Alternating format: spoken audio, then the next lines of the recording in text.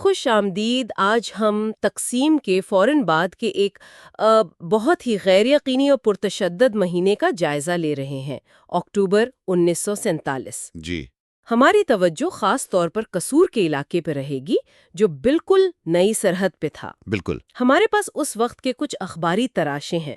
Bombay chronicle ہے، لاہور کے اخبار ہیں۔ یہ ایک فوری، شاید نامکمل لیکن ایک جھلک ضرور پیش کرتے ہیں۔ جی ہاں۔ تو ہمارا مقصد ہے کہ ان ذرائع کی مدد سے سمجھنے کی کوشش کریں کہ اس افراتفری میں وہاں اصل میں ہو کیا رہا تھا۔ بالکل، اور یہ رپورٹیں اہم ہیں کیونکہ یہ ہمیں اس وقت کے انسانی بحران کی شدت، تشدد کے واقعات اور پھر ساتھ ہی ساتھ نظم و ضبط قائم کرنے کی جو ابتدائی نازک کوششیں تھیں انہیں سمجھنے میں مدد دیتی ہیں۔ صحیح۔ تو ہم انہیں زمانی ترتیب سے دیکھیں گے تاکہ واقعات کا تسلسل سمجھ میں آئے۔ ٹھیک ہے، تو آئیے دیکھتے ہیں کہ اکتوبر 1947 نے قصور کی کہانی ان اخبارات کے ذریعے کیسے سامنے آتی ہے۔ اکتوبر کے اوائل انسانی بحران کا منظر۔ سب سے پہلے 4 اکتوبر 1947 کا ایک اخباری تراشا دیکھتے ہیں۔ یہ قصور کے قریب مہاجرین کی جو صورتحال تھی اس کے دل دہلا دینے والی تصویر پیش کرتا ہے۔ مطلب پڑھ کر ہی بہت سنگین منظر کشی ہے۔ ہاں، رپورٹ بتاتی ہے کہ ٹرینیں ناقابل یقین حد تک بھری ہوئی تھیں۔ ہزاروں مزید مہاجرین کسی نہ کسی طرح ان میں سما گئے تھے۔ جی، یہ منظر ناقابل تصور ہے۔ رپورٹ میں تفصیل ہے، لوگ صرف ڈبوں کے اندر نہیں تھے۔ اچھا؟ وہ چھتوں پر تھے، انجن پر، ہاں؟ ڈبوں کو جوڑنے والے بفرز پر لٹکے ہوئے۔ او خدایا! مطلب جہاں بھی جگہ ملی پاؤں ٹکانے کی، ہاں۔ وہیں بیٹھ کر یا لٹک کر سفر کر رہے تھے۔ یہ صرف سفری بدنظمی نہیں تھی، یہ ایک بقا کی جنگ تھی۔ اور ذرا سوچیں، اسٹیشن پلیٹ فارم پر کھڑے ہو کر اپنے پیاروں کو، خاندانوں کو ٹرین کی چھتوں پر چڑھتے دیکھنا کتنا کربناک منظر ہوگا۔ یقیناً۔ ریاستوں کی انتظامی صلاحیت پر بھی کچھ روشنی پڑتی ہے۔ نہیں، یہ بہت اہم نقطہ ہے۔ یہ صرف انسانی المیہ نہیں تھا، یہ اصل میں نئی ریاستوں کے جو فوری اور شدید انتظامی چیلنجز تھے نا، اور انفراسٹرکچر کی مکمل ناکامی، اس کا بھی ثبوت تھا۔ صحیح۔ اور یہ سرحد کے دونوں طرف نظر آ رہا تھا۔ لاوالس لاشوں کا ذکر، بے گھر مہاجرین کا نہ ختم ہونے والا سلسلہ، اور پھر بارش نے ان کی مشکلات اور بڑھا دیں۔ یہ سب ظاہر کرتا ہے کہ ریاستی مشینری یا تو تھی ہی نہیں، یا اگر تھی تو بالکل مفلوج ہو چکی تھی۔ اس رپورٹ کا اختتام لاہور پہنچنے کے ذکر پر ہوتا ہے۔ رپورٹر لکھتا ہے کہ شہر فسادات اور آتش زنی کے بعد ویران اور بدبودار ملا۔ یہ 4 اکتوبر کی رپورٹ واقعی اس وقت کی سنگینی کا، اس کی انسانی قیمت کا احساس دلاتی ہے۔ یقیناً، یہ اعداد و شمار سے بہت آگے کی بات ہے۔ یہ حقیقی انسانوں کی کہانیاں ہیں جو ناقابل بیان حالات سے گزر رہے تھے۔ بالکل۔ اور یہ رپورٹ ہمیں وہ پس منظر، وہ ماحول فراہم کرتی ہے جس میں قصور اور اس کے آس پاس بعد کے واقعات ہوئے۔ یہ وہ کینوس ہے جس پر اکتوبر 1947 کی تصویر بنتی ہے۔ وسط اکتوبر، نقل و حرکت اور تصادم۔ ٹھیک ہے، اب اکتوبر کے وسط کی طرف بڑھتے ہیں۔ 10 اکتوبر کے بمبئی کرونیکل کی ایک رپورٹ ہے ہمارے پاس۔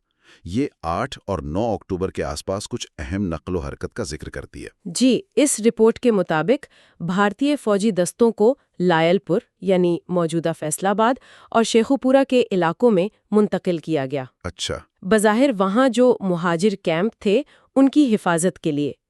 یہ خود ظاہر کرتا ہے کہ حکام سرحد کے دونوں طرف کس قدر کشیدگی محسوس کر رہے تھے اور صورتحال قابو میں لانے کی کوشش میں تھے۔ رپورٹ میں یہ بھی ہے کہ پیدل چلنے والے مہاجرین کے قافلے بلوکی ہیڈ ورک سے گزر کر بھارت جا رہے تھے۔ جی، بلوکی ہیڈ ورکس دریائے راوی پر ایک اہم نہری کنٹرول پوائنٹ ہے۔ ہاں، وہ اس وقت ایک کلیدی گزرگاہ بن گیا تھا۔ بالکل۔ دلچسپ بات یہ ہے کہ رپورٹ کہتی ہے کچھ قافلے بلوکی اور قصور کے درمیان مغرب سے مشرق کی طرف بڑھ رہے تھے، اور ایک قافلہ 8 اکتوبر کی شام کو سرحد پار کر کے بھارت میں داخل بھی ہو گیا۔ یہ سے نقل و حرکت جو ہے نا، یہ اس وقت کی شدید افراتفری اور غیر یقینی صورتحال کی عکاسی کرتی ہے۔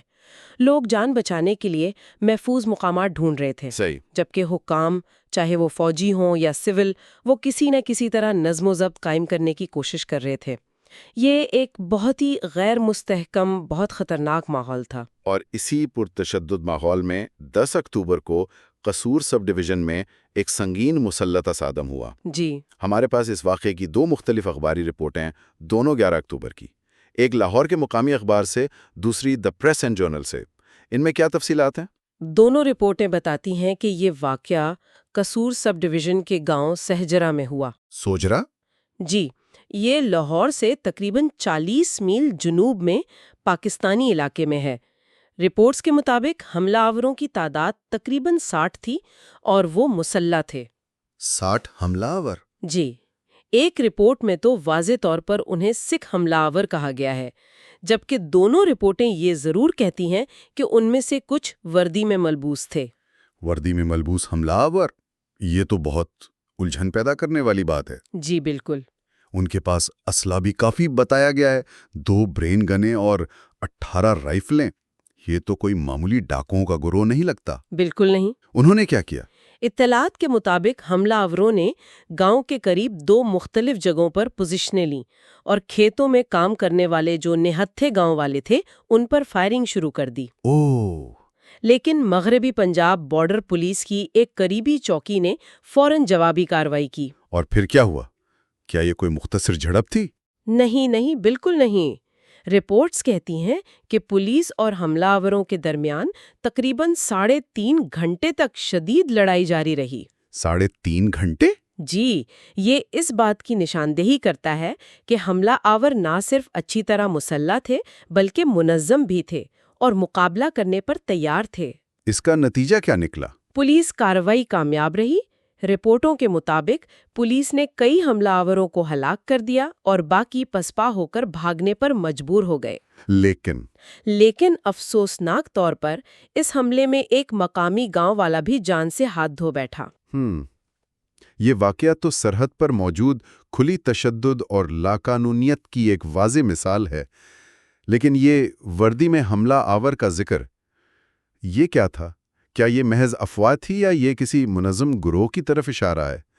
کیا یہ سابق فوجی ہو سکتے تھے یا کوئی ملیشیا؟ یہ ایک بہت اہم سوال ہے اور اس کا جواب ان رپورٹوں سے واضح طور پر نہیں ملتا۔ صحیح۔ یہ منظم گروہ بھی ہو سکتے تھے، سابق فوجی بھی جنہوں نے ہتھیار اٹھا لیے تھے، یا شاید سرحد پار سے آنے والے جتھے جنہوں نے وردیاں حاصل کر لی تھیں۔ اس وقت کی افراتفری میں شناختیں اکثر دھندلی ہو جاتی تھیں، لیکن 3.5 گھنٹے کی لڑائی اور جو ہتھیار استعمال ہوئے وہ اس تصادم کی سنگینی اور نئی سرحد کی کمزوری کو ضرور ظاہر کرتے ہیں۔ اواخر اکتوبر امن کی کوششیں اور نئی کشیدگی۔ اچھا، تو مہینے کے وسط میں یہ شدید تصادم ہوا، لیکن اکتوبر کے آخر تک پہنچتے پہنچتے کیا صورتحال میں کوئی تبدیلی آئی؟ جی۔ 25 اکتوبر کے بامبے کرونیکل میں 23 اکتوبر کو لاہور سے بھیجی گئی ایک رپورٹ شائع ہوئی ہے۔ اس میں کہا گیا کہ قصور سب ڈویژن میں ایک خوش آئند تبدیلی رونما ہوئی ہے۔ یہ کیا تبدیلی تھی؟ جی، مغربی پنجاب حکومت کے ایک پریس نوٹ کا حوالہ دیتے ہوئے یہ رپورٹ بتاتی ہے کہ علاقے میں جو معمول بن گیا تھا لوٹ مار اور دیگر جرائم کا، اس کی جگہ امن اور خیر سگالی کے جذبات نے لے لی ہے۔ اور یہ پیغام سرحد پار سے آیا ہے۔ یہ بظاہر ایک بڑی پیش رفت تھی۔ کیا اس خیر سگالی کا کوئی عملی ثبوت بھی تھا؟ بالکل۔ رپورٹ میں ذکر ہے کہ مشرقی پنجاب پولیس، خاص طور پر راجوکے کی سرحدی چوکی نے 4 اغوا شدہ مسلمانوں کو واپس مغربی پنجاب حکام کے حوالے کیا۔ اچھا۔ بتایا گیا ہے کہ یہ مغربی پنجاب پولیس کی جانب سے پہلے کیے گئے کسی خیر سگالی کے اقدام کا جواب تھا۔ اسی طرح 9 سکھوں کو بھی، جو غالباً مغربی پنجاب میں قید تھے، رہا کیا گیا۔ یہ افراد کی واپسی اور قیدیوں کا تبادلہ، یہ تو بہت اہم معلوم ہوتا ہے۔ یقیناً، یہ ظاہر کرتا ہے کہ شدید کشیدگی اور تشدد کے باوجود مقامی سطح پر سرحد کے دونوں طرف کے پولیس اور فوجی حکام غالباً زمینی حقائق کو تسلیم کرتے ہوئے امن قائم کرنے کی کوشش کر رہے تھے۔ اور خاص طور پر اغوا جیسے جو فوری اور تکلیف دہ مسائل تھے، انہیں حل کرنے کے لیے عملی اقدامات اٹھا رہے تھے۔ یہ ٹاپ ڈاؤن سے زیادہ باٹم اپ امن سازی کی کوشش لگتی ہے۔ مشترکہ میٹنگ کا بھی ذکر ہے۔ جی ہاں۔ اس میٹنگ میں قصور کے ایڈیشنل سپرنٹینڈنٹ آف پولیس اور بھارتی فوج کے ایک دستے کے کمانڈر میجر امر سنگھ شریک ہوئے۔ اور اس میٹنگ کا نتیجہ بھی مثبت بتایا گیا ہے۔ دونوں افسران نے اتفاق کیا کہ اپنے اپنے علاقوں میں امن برقرار رکھا جائے گا اور تمام اغوا شدہ افراد کی واپسی کو یقینی بنایا جائے گا۔ صحیح۔ یہ مقامی کمانڈروں کی سطح پر کشیدگی کم کرنے اور اعتماد بحال کرنے کی ایک ٹھوس اور قابل تعریف کوشش تھی۔ تو ایسا لگتا ہے کہ مہینے کے آخر تک حالات بہتری کی طرف جا رہے تھے، لیکن کیا یہ امن واقعی قائم ہو گیا؟ کیونکہ صرف چند دن بعد 28 اکتوبر کے بامبے کرونیکل میں قصور سب ڈویژن میں ایک اور ناخوشگوار واقعے کی اطلاع ملتی ہے۔ جی ہاں، اور یہی اس وقت کی صورتحال کی پیچیدگی اور نزاکت کو ظاہر کرتا ہے۔ بالکل۔ اس رپورٹ میں ذکر ہے کہ سکھ مجرموں کے ایک گروہ کے بارے میں اطلاع ملی کہ وہ گزشتہ روز یعنی غالباً 26 یا 27 اکتوبر کو پاکستانی علاقے میں داخل ہوئے۔ یہ تو پچھلی رپورٹ میں جو خیر سگالی کی بات تھی اس کے بالکل برعکس ہے۔ جی، دلچسپ بات یہ ہے کہ اسی رپورٹ میں دوستانہ تعلقات کی بحالی کی مزید کوششوں کا بھی ذکر ہے، شاید پچھلی رپورٹ کا حوالہ دیتے ہوئے۔ یہ کیسے ممکن ہے کہ ایک ہی وقت میں امن کی بات بھی ہو رہی ہو اور نئے حملوں کی اطلاعات بھی آ رہی ہوں؟ یہی اکتوبر 1947 میں قصور کی زمینی حقیقت تھی۔ ایک طرف سرکاری سطح پر یا کم از کم مقامی کمانڈروں کی سطح پر امن قائم کرنے اور حالات معمول پر لانے کی کوششیں جاری تھی۔ ملاقاتیں ہو رہی تھیں، قیدیوں کا تبادلہ ہو رہا تھا، لیکن دوسری طرف غیر ریاستی عناصر، اب چاہے انہیں مجرموں کے گروہ کہیں، جتھے کہیں یا کچھ اور، صحیح، وہ سرحد پار کارروائیاں کر رہے تھے جس سے کشیدگی فوری طور پر دوبارہ بڑھ سکتی تھی۔ مکمل کنٹرول قائم کرنا انتہائی مشکل تھا۔ اور اہم بات ہے، کہا گیا ہے کہ سیالکوٹ ضلع کی سرحد پر کچھ گڑبڑ کے علاوہ مغربی پنجاب میں عمومی صورتحال پرامن رہی ہے اور کسی دوسرے ضلع سے فرقہ وارانہ نوعیت کے کسی بڑے واقعے کی اطلاع نہیں ہے۔ اس سے کیا نتیجہ نکلتا ہے؟ یہ نقطہ قصور کی صورتحال کو مزید نمایاں کرتا ہے۔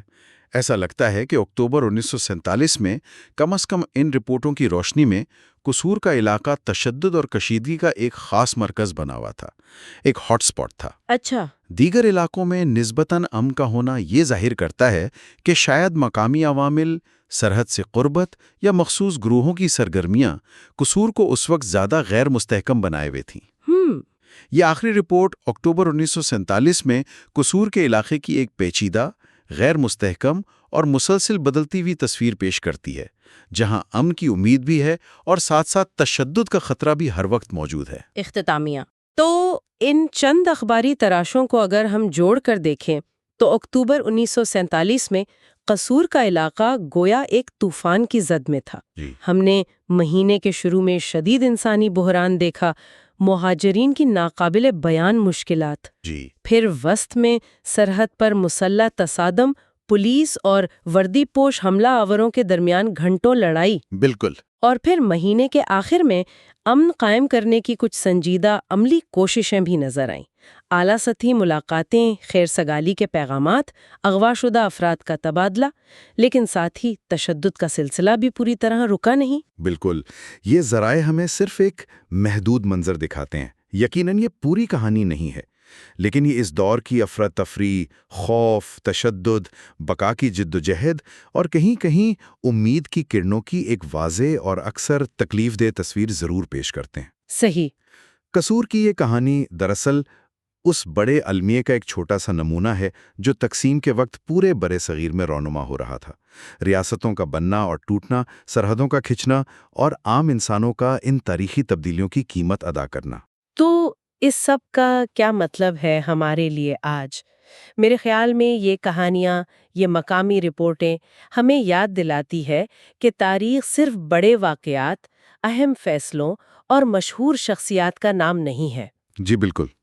تاریخ ان گنت مقامی کہانیوں، روزمرہ کی کشیدگیوں، انفرادی تجربات، خوف اور بہادری کے لمحات اور مقامی سطح پر ہونے والی کوششوں کا مجموعہ ہے جو ان بڑے واقعات کو اصل شکل اور انسانی جہت عطا کرتے ہیں۔ بہت خوبصورت نقطہ ہے۔ قصور کی اکتوبر 1947 کی کہانی تقسیم کے وسیع تر پیچیدہ تجربے کا ایک اہم، اگرچہ اکثر نظر انداز کیا جانے والا حصہ ہے۔ اور سننے والوں کے لیے ایک آخری سوچ جو ان ذرائع کو پڑھتے ہوئے ذہن میں آتی ہے۔